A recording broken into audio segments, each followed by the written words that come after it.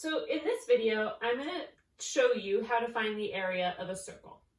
And as we talked about in our last lesson when we were learning about areas of squares and triangles, area is about how much space something takes up, and we measure it in square units. So you can see here that our background is a bunch of square units, and we need to figure out how many square units are inside this circle.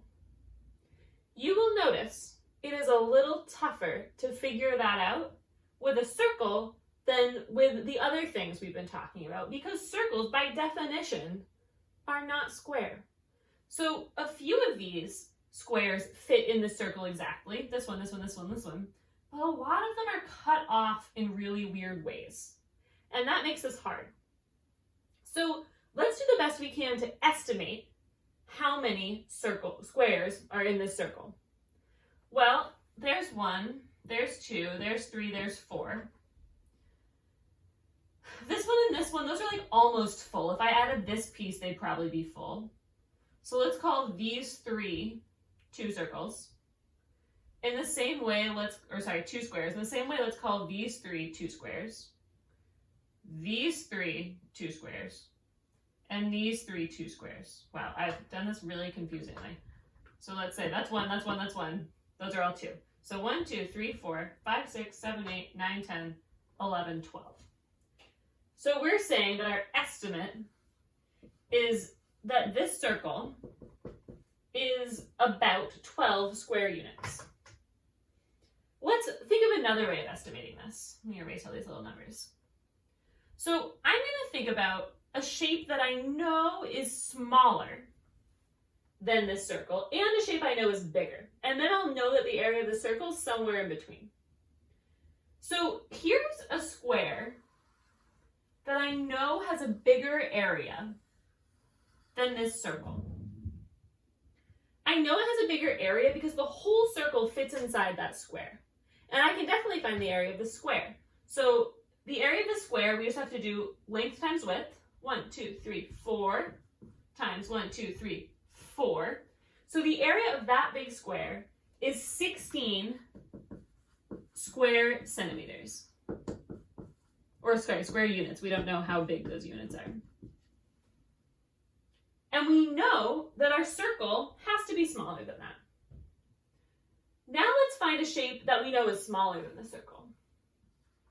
Well, if we draw this diamond situation inside the circle, we can see that this whole diamond, which is just a square turned sideways, fits inside the circle. So the area of that has to be smaller than the area of the square. What's the area of this thing? Well, we've got 4 squares that fit exactly inside. I can see that these 2 triangles actually fit together to make another perfect square. These 2 triangles fit together to make another perfect square. These 2 triangles fit together to make another perfect square. And these 2 triangles fit together to make another perfect square. So if we count all those up, 1, 2, 3, 4, 5, 6, 7, 8. The small square is 8 square units. Okay, and we know that our circle needs to be in between.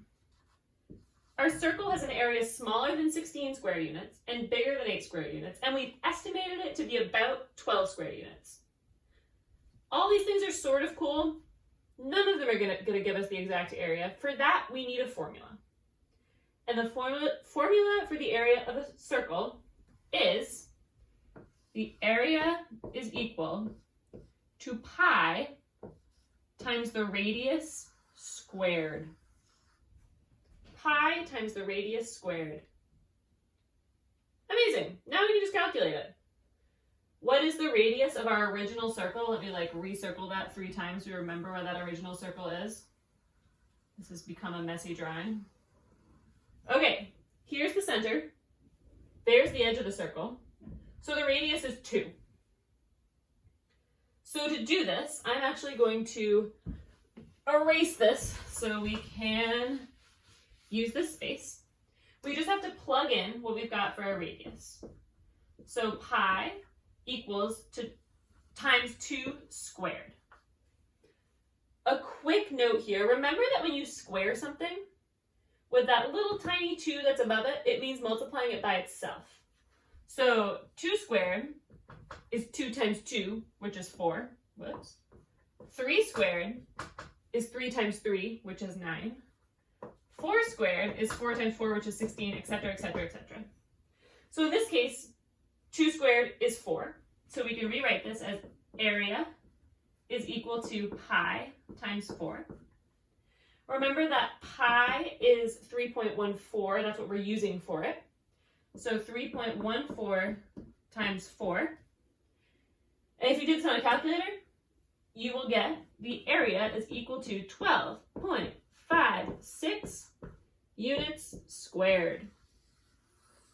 So that is our actual answer. Remember in our estimate we got about 12, which was pretty good. This is also between 8 and 16. So everything we're doing is right. This is more exact.